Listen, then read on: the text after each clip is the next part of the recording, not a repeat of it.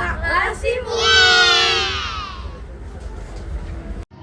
Jadi di sini ada dua tempat, yaitu Satu, ada rumah home industri jenang Pak Lasimu yang hanya menjual beberapa produk, ada jenang, ada madu plongso, dan lain-lain.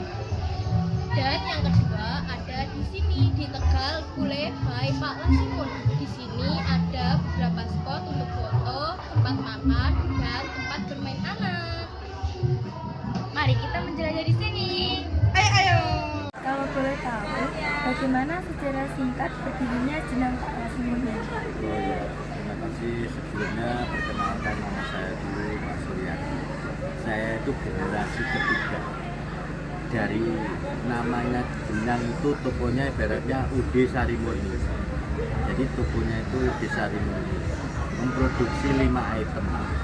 Jenang beras, jenang ketan, wajib, jadah, madu plongso. Tuh. Kalau riwayatnya itu saya itu generasi ketiga sama istri saya. Jadi dulu nenek, Pak Lasimun, baru ke saya. Jadi Pak Lasimun itu generasi kedua. Jadi tokonya itu namanya UD Sarimurni.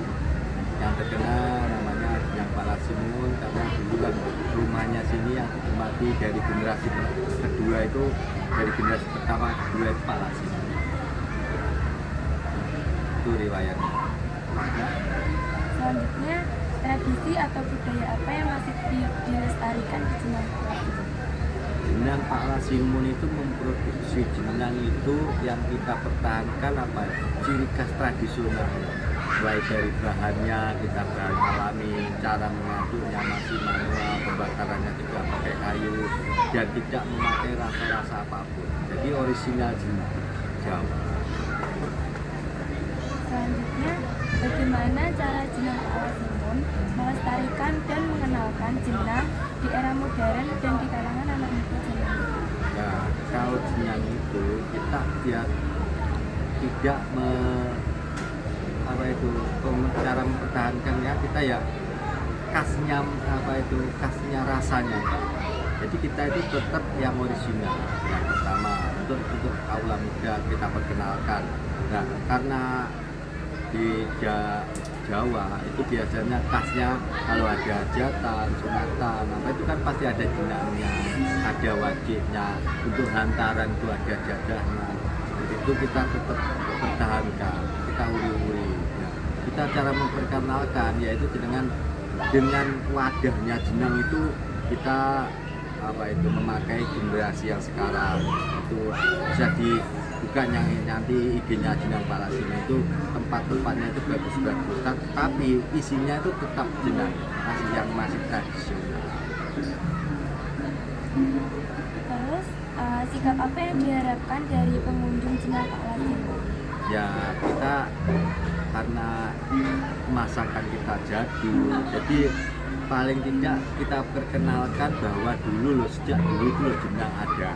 Sebelum mungkin kita lahir jenang itu sudah ada. Jadi jangan sampai ibaratnya menghilangkan makanan khas daerah kita sendiri. Terus, hal apa saja yang sebaiknya tidak dilakukan oleh pengunjung yang datang ke sini? Kalau pengunjung di sini ya paling tidak kita menjaga sopan santun, itu. Kedua jaga kebersihan. Yang ketiga siapapun datang ke sini boleh ngaduk juga boleh, ngicipi juga boleh. Yang penting menjaga sesuatu. Terus, apa tentang jenang Pak Lasimun dalam menjaga usaha dan bagaimana cara mengatasi masalah tersebut? Maksudnya, apa masalah yang dihadapi sama jenang Pak Lasimun dalam menjaga usaha dan bagaimana cara mengatasi masalah tersebut? Kalau kita menjaga yang satu kualitas dulu. Jadi dari nenek, dari orang tua ke generasi saya, ke generasi ketiga ini kita resepnya tetap satu. Yang kedua kita mempertahankan khasnya tradisional. Jadi mulai cara pengolahan, mulai bahannya, rasanya juga gitu. Kita original, masih alami, tidak ada rasa-rasa seperti apa itu tidak ada. Jadi masih original. Kalau permasalahannya ya kita karena terbentur dari makanan dari luar, makanan yang beserta instan, tapi kita jenang itu hampir 1 hari membuat jenang. Jadi kita sebagai generasi muda terutama kita perkenalkan, kita mempunyai ciri khas ini loh, jenang, makanan Jawa. Jadi lambat laun ya kita harus mempertahankan. Masalahnya seperti itu. Jadi dengan adanya makanan dari luar yang ibaratnya itu